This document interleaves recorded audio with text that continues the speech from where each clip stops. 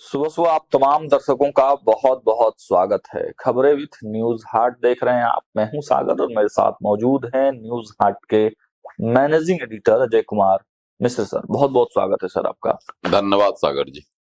तो सर, बिहार में राजनीतिक रूप से लगातार जो सक्रियता है वो काफी बढ़ी हुई है। भले ही चुनाव खत्म हो गए हों, लेकिन चुनाव के बाद आप देख रहे हैं कि मतलब कहीं ना कहीं सत्ता का केंद्र बिहार जो है वो बनते जा रहा है। नितिन नवीन को राष्ट्रीय अध्यक्ष बना दिया भाजपा ने, राष्ट्रीय कार्यकारी अध्यक्ष अभी बनाए गए हैं, फिर भाजपा ने प्रदेश अध्यक्ष भी अपने बदल दिए, मंत्रिमंडल भी बांट दिए दोनों ही लोगों को नितिन नवीन के हटने के बाद। तो मतलब सियासी जो चहलकदमियां है वो बिहार में कम होने का नाम नहीं ले रहा है।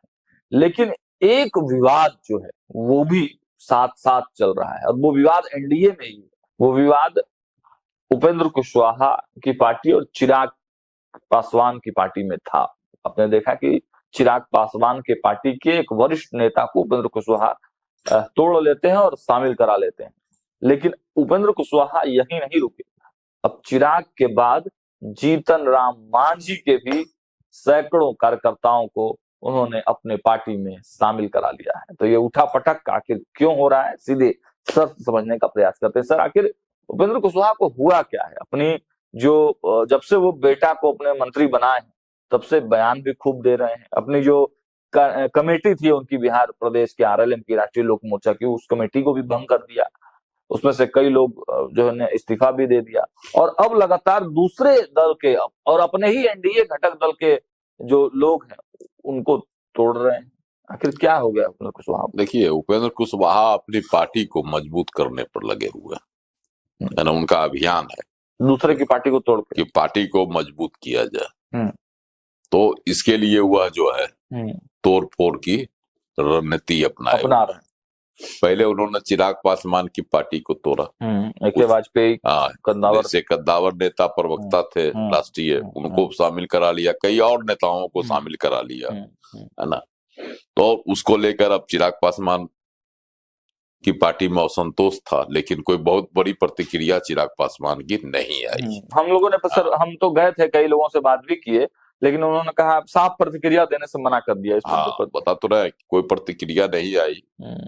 हालांकि ए.के. वाजपेयी ने बड़ा आरोप लगाया था कि पार्टी में जो है वो दमखम नहीं है, जबकि चिराग पासवान में हमको वो दमखम नहीं दिखाई पड़ता है। जबकि उनके 19 विधायक जीते हैं, कम नहीं। 5 सांसद, मंत्री, 5 सांसद हैं, दो बिहार में मंत्री, एक अपने खुद केंद्र में मंत्री। तो बावजूद इसके जो है ए.के. वाजपेयी को इनमें जो है ताकत नहीं दिखाई पड़ी। ठीक, वो चले गए उपेंद्र कुशवाहा के साथ। तो उपेंद्र कुशवाहा ने वहां तोड़फोड़ की, चिराग की पार्टी को। अब जो है उन्होंने जीतन राम मांझी को धक्का देना शुरू कर दिया। जो जीतन राम मांझी कह रहे थे कल तक कि अगर राज्यसभा का नहीं मिलता है, की सीट नहीं मिलती है, तो चलो रे छोड़ दो रे, हम भी छोड़ देते हैं, तुम भी छोड़ दो। किसको कह रहे थे? बेटा को कि अब तुम भी मंत्री पद से इस्तीफा दे दो, हम भी दे देते हैं, है ना। मतलब पार्टी एनडीए छोड़ने की बात वो कर रहे थे। और अब जो है उपेंद्र कुशवाहा ने तो उन्हीं को तोड़ दिया। वो एनडीए क्या तोड़ते, उनकी ही पार्टी टूट गई। कई लोग जो है, देखिए ना भाई, पटना में जो है उन्होंने इनके पार्टी के कई बड़े नेता को भी अपने में शामिल करा लिया, जिसमें पूर्णिया जिला के जो है पूर्व अध्यक्ष, जिलाध्यक्ष और कसबा विधानसभा से चुनाव लड़े, है ना, राजेंद्र यादव को सैकड़ों समर्थकों के साथ उन्होंने उपेंद्र कुशवाहा ने अपनी पार्टी में शामिल करा दिया। तो राजेंद्र यादव के अलावे जो है शामिल होने वालों में जो है ना, बच्चू पासवान उर्फ संतोष, सुधीर कुमार, शिव कुमार राम, उसके बाद हम पार्टी के पूर्व युवा जिला अध्यक्ष पूर्णिया संतोष राम आदि नेता हैं, है ना। कई नेता इसमें शामिल हो गए और सबों को उपेंद्र कुशवाहा ने ही पार्टी में शामिल कराया। इसका मतलब है कि उपेंद्र कुशवाहा अपनी अगुवाई में जो है पार्टी में तोड़फोड़ की रणनीति अपनाए हुए, एनडीए में तोड़फोड़ की रणनीति और अपनाए हुए। सर इससे पहले, चुनाव से पहले जनता दल यूनाइटेड के पूर्व एमएलसी रामेश्वर महतो को भी तोड़ के लाए थे। हाँ, ये तो लेवे किए थे चुनाव से पहले टिकट के लिए। मतलब जदयू भी तोड़े, जदयू को भी तोड़े, लोजपा तोड़े। हाँ, अब जो है हमको तोड़ रहे हैं। अब भाजपा का नंबर तो नहीं है। नंबर अब आगे उनके लिए भाजपा का नंबर है, भाजपा को तोड़ेगा। हालांकि भाजपा टूटेगी नहीं। और ऐसे अगर जिसकी, देखिए होता क्या है कि पार्टी क्या तोड़ेगा, जिसकी महत्वाकांक्षा नहीं पूर्ण होती है तो वह जो है ठाव खोजता है और वह अलग हो जाता है। अब जैसे जीतन राम मांझी परिवार से अलग कहीं देखते ही नहीं है। हालांकि टिकट मिल गया था, चुनाव लड़े थे ही, लेकिन बावजूद इसके जो है क्या कहता है राजेंद्र यादव को जो है नहीं जगह मिली। इस बार चुनाव में कैंडिडेट नहीं खड़ा हुआ था, नहीं मिला था टिकट इस बार। पहले चुनाव लड़े होंगे तो दर्द इनको इसका है। अब वह राज्यसभा के लिए जो एक सीट मांग रहे हैं उस पर भी अपने ही परिवार के किसी को भेजेंगे अगर सीट मिल जाती है तब, जिसकी कहीं से दूर दूर तक संभावना नहीं। तो जब जीतन राम मांझी की पार्टी ही परिवारवाद की है तो स्वाभाविक है कि उस जो है लोग जो उनके साथ जुड़े हुए थे वह कहीं न कहीं तो भागेंगे। तो उपेंद्र कुशवाहा को मौका मिला, अपनी पार्टी में मिला लिए, लेकिन राजेंद्र यादव भूल रहे हैं तो उपेंद्र कुशवाहा की पार्टी में भी तो वही परिवारवाद हावी हो गई है। भाई उनके विधायक खुद क्या क्या लिख रहे हैं फेसबुक पर, जाकर देखिए। विधायक लिख रहे थे, उनके विधायक कई जो है पदाधिकारी छोड़ दिए विधायक दल के जो नेता हैं। बावजूद इसके जो है राजेंद्र यादव को उपेंद्र कुशवाहा में लगा कहीं, है ना, रालोमो में कहीं लगा कि हमको जो है राजनीतिक ठाव मिलेगा और हम यहाँ मजबूत होंगे। हाँ देखिए अपनी अपनी मर्जी है, लेकिन ये कुछ भी हो और जो इस मिलन से रालोमो को जो है सीमांचल में जैसे होता है पूर्णिया इस सब इलाकों में जो है अपना पैर फैलाने का जो मजबूत आधार मिल गया और राजनीतिक चर्चाएं भी अब जो है वो काफी तेज हो चुकी है। अब आगे बढ़ते हैं सर। एक खबर बड़ी तेजी से जो है वो निकल कर सामने आ रही है सर कि अचानक से ब्राह्मण विधायकों की बैठक हुई है और इसको लेकर तरह तरह की चर्चाएं होने लगी हैं। सीएम के ओएसडी ने फोन करके पूछ लिया है कि आखिर ये क्या हो रहा है, क्यों बैठक किया जा रहा है, क्या कुछ पूरा मामला है सर? देखिए उत्तर प्रदेश में जो है 50 ब्राह्मण विधायकों के, जिसमें विधायक भी थे, एमएलसी भी थे, सब मिला जुला कर इनकी जो है लखनऊ में मीटिंग हुई है ना। तो स्वाभाविक है कि वहां जब हलचल मच गया, पूरा हलचल है सर। हाँ पूरे प्रदेश में हलचल है। और सर वहां पे तो मुझे लगता है 51-52 विधायक ही वहां पर है, मतलब 51-52 विधायक ब्राह्मणों के हैं, जिसमें से 50 लोग जो एकजुट हो गए थे। और मैंने जब फोन किया, पीएन पाठक हैं, उनके ही आवास पर ये बैठक हुई थी। पंचानंद पाठक नाम है, पीएन पाठक। हाँ पीएन पाठक शॉर्ट में उनको बोलते हैं। उनके ही लखनऊ स्थित आवास पर हुआ। हाँ तो उनसे सर जब बात किए तो बोल रहे हैं नहीं ऐसी कोई बात नहीं है, हम तो बात किए उनसे, पीएन पाठक से। और इसमें पूर्वांचल और बुंदेलखंड के 45 से 50 ब्राह्मण विधायक शामिल हुए। विधायकों को लिट्टी चोखा और बैठक हुई थी मंगलवार को। तो उसमें जो मंगलवार का जो उधर के ब्राह्मण थे, हाँ। तो फलाहार जो लोग करते होंगे उनके लिए फलाहार की भी व्यवस्था थी। उनकी पत्नी का जन्मदिवस था, उनका कहना है, पाठक जी का, पंचानंद पाठक जी का कहना है ना, कि हमारी पत्नी का जन्मदिन था, इस अवसर पर हम लोग जो है ना सहभोज रखे थे, इसीलिए हम जो है विधायकों को आमंत्रित किए थे। लेकिन एक सवाल तो बनता है पाठक जी से कि सिर्फ इसमें ब्राह्मण विधायकों को ही क्यों आमंत्रित किए आप? सहभोज में तो और विधायकों को आमंत्रित करना चाहिए था, पार्टी के विधायकों को ही सही आमंत्रित करना चाहिए था, लेकिन आपने सिर्फ जो है ब्राह्मण विधायकों को बुलाया।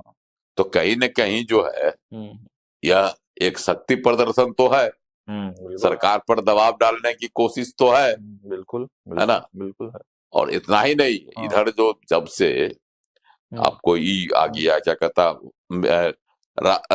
विधान परिषद चुनाव होना, सीट खाली हो रही है ना, उसमें जो चुनाव होगा अगले साल होना है, तो इसके लिए जो है अभी से ही तैयारी लोग कर दिया है ना, कि इसमें जो है हमको कम से कम मेरी जो है मेरी भी हिस्सेदारी हो, है ना।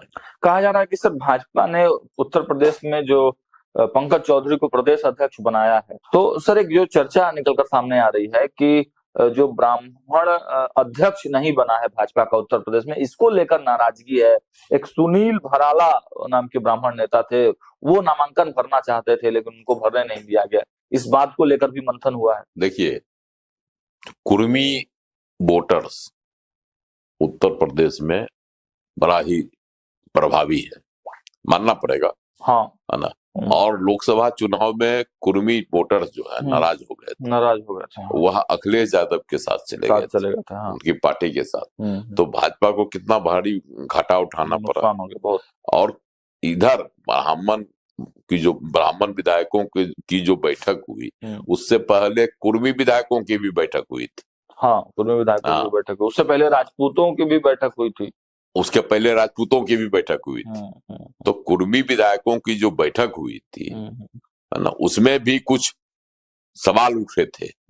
इसी को देखते हुए जो है पंकज चौधरी को बनाया गया, जो कुर्मी समाज से आते हैं। तो पार्टी ने कुर्मी वोटर्स को साधने के लिए पंकज चौधरी को दे दिया, और ब्राह्मणों की हिस्सेदारी तो है, मंत्री में है लोग। यह भी नाराजगी है ना सर कि डिप्टी सीएम वहां बनाया गया ब्रजेश पाठक को, लेकिन सरकार की तरफ से वो ताकत नहीं दिया जा रहा है।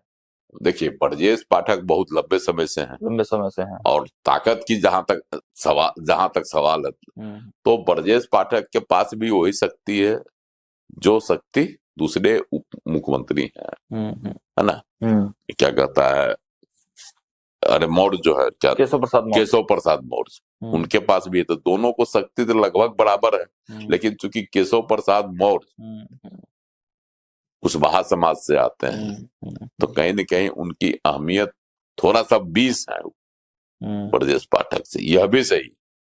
मतलब बैठक में सर अंदर खाने से जो खबर निकल कर आई है, हमारे भी कुछ सूत्र वहां पर हैं, उन लोगों ने साफ तौर से कहा कि ब्राह्मण विधायक उपेक्षित महसूस कर रहे हैं। न संघ में उनकी बात सुनी जा रही है, न भाजपा में उनकी बात सुनी जा रही है, न सरकार स्तर पे उनकी कोई बात कर रहा है।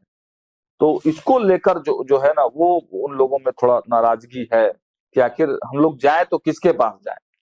और इटावा कांड को लेकर भी एक बड़ा मैसेज गया है कि भाई अखिलेश प्रसाद यादव तो अपने समाज के लोगों को साथ दे देते हैं, लेकिन भाजपा हम लोगों के साथ खड़ी नहीं होती है। देखिए, तब न कह रहे हैं शिवपाल यादव, हाँ, शिवपाल यादव ने ऑफर दे दिया बड़ा। हाँ, शिवपाल यादव क्या बोले, बोले सपा में आ जाइए, सम्मान देंगे। हाँ, सम्मान देंगे। भाजपा जात पात करने वाली पार्टी है। समाजवादी पार्टी बताएगी कि जात पात, ब्राह्मण को क्या जाइए, हम सम्मान देंगे। बताइए। तो अब बताइए कि सपा से उम्मीद अगर ब्राह्मण उत्तर प्रदेश का करे, तो कितनी हास्यास्पद स्थिति हो। सपा जात पात की बात मतलब भाजपा पर लगा रही है, वही नहीं कह रहे हैं। अब देखिए, एक बात है कि राजपूतों की भी मीटिंग हुई थी, हाँ, है ना, उन्होंने कुटुंब के नाम से किया, तो मीटिंग तो वहां सब जातीय मीटिंगबाजी हो रही है, क्योंकि जैसे जैसे 27 में चुनाव होना है, उसके पहले अभी आपको पंचायत चुनाव भी होना है ना, उसके बाद होगा नगर निकाय का चुनाव। तो इन तमाम चुनावों में हिस्सेदारी चाहिए ना, बिल्कुल चाहिए, एकदम चाहिए। और राज्यसभा का जो रिक्त हो रही है सीटें, उसके लिए भी चाहिए, उसमें भी हिस्सेदारी चाहिए, एमएलसी में भी चाहिए, एमएलसी में भी चाहिए। तो अभी इतना जो खाली हो रहा है, इस सब में चाहिए ना सीट। तो अभी से ही घेराबंदी नहीं शुरू करेंगे अपने अपने समाज का, अपने अपनी जात का, अपने अपने समाज का, तो हिस्सेदारी कैसे मिलेगी? हिस्सेदारी नहीं मिलेगी। मतलब आप कह रहे हैं कि जब तक रोइएगा नहीं तब तक आपको इसीलिए यह बैठक की गई, है ना। पंचानंद पाठक जी का जो है कि हमने अपनी पत्नी के जन्मदिन मनाने के लिए विधायकों को जुटाया था, आमंत्रित किया था, है ना, एक सहभोज दिया था। तो यह भी बातें है क्योंकि पत्नी का जन्मदिन उनका था। हाँ ये तो था, लेकिन ये बहाना मात्र था। एक मजबूत बहाना उनको मजबूत मिल बहाना गया। था, इसी हाँ। बहाने हुआ ब्राह्मण विधायकों को और एकजुट सर करने की कोशिश और सर की। योगी के ओएसडी ने फोन लगाकर पूछ भी लिया हाँ, इनसे। अब ओएसडी जो देखिए हाँ मुख्यमंत्री हैं योगी हाँ आदित्यनाथ, हाँ। तो उनकी कान खड़ा हो गई कि अगर ब्राह्मण बिदक गए, हाँ तो उत्तर प्रदेश में ब्राह्मण वोटों का बहुत बड़ा अहमियत है, तो स्वाभाविक तौर पर एक अगर ब्राह्मण बिदक जाएंगे तो भाजपा के लिए संकट की स्थिति पैदा हो जाएगी। और योगी आदित्यनाथ, हालांकि देखिए योगी आदित्यनाथ किसी एक समाज और जाति के नेता नहीं, हाँ बिल्कुल, उनके काम सर्वमान्य नेता है, सर्वमान्य नेता है। बावजूद इसके कहीं न कहीं से तो कमजोरी होती ही है जाति की, कहीं तो मानना ही पड़ेगा। हाँ वो विकास दुबे हत्याकांड के समय से ही उभर कर दिखाई पड़ रही है बातें। लेकिन विकास दुबे बहुत बड़ा दुर्दांत अपराधी था, सब कुछ सही था, लेकिन बावजूद उसके जो है अभी आप देख लीजिए सिंगर वाला काम है ना, सेंगर वाला मामला, उसमें जमानत हो गया, कितना बवाल मचा हुआ, पूरा बवाल। तो चलिए इसी तरह से राजनीति चलती है। लेकिन इसमें सर आम ब्राह्मणों की भी चर्चा हुई, आम ब्राह्मणों की जो समस्याएं हैं, कहा गया कि प्रदेश में कहीं भी ब्राह्मणों की मौत होगी तो उसे आर्थिक मदद की चर्चा की गई। हाँ, ये सब सवाल ब्राह्मणों को लेकर भी सवाल उठाया गया। गरीब लोगों की मदद के लिए फंड बैंक बनाने की जो बात की गई है। राजनीतिक हिस्सेदारी की चर्चा तो हुई ही है, संख्या के आधार पर हिस्सेदारी मांगी जाएगी, ये भी एक मजबूत मुद्दा निकल कर आया सर।